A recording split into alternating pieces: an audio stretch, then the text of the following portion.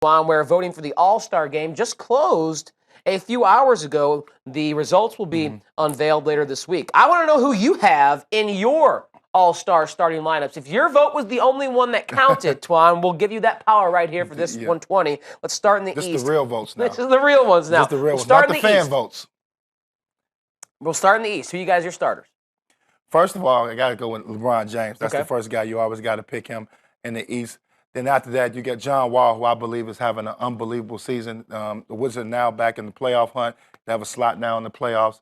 Then obviously the Greek Freak.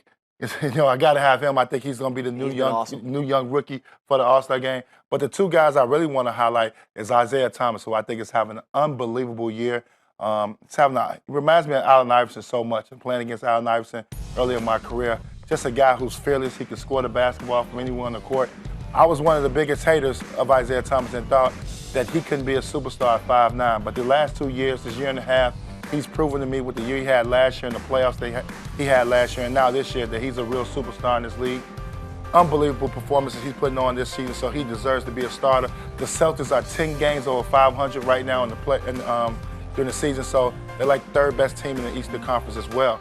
And then the other guy is Kevin Love. I think he's responded well to, I wouldn't say all the criticism, I would say to people not giving him the doubt how good he was when he was in Minnesota. I think he's having an unbelievable season. I think he's the reason why Cleveland is winning right now. He's kind of carried that team for the most part of this season.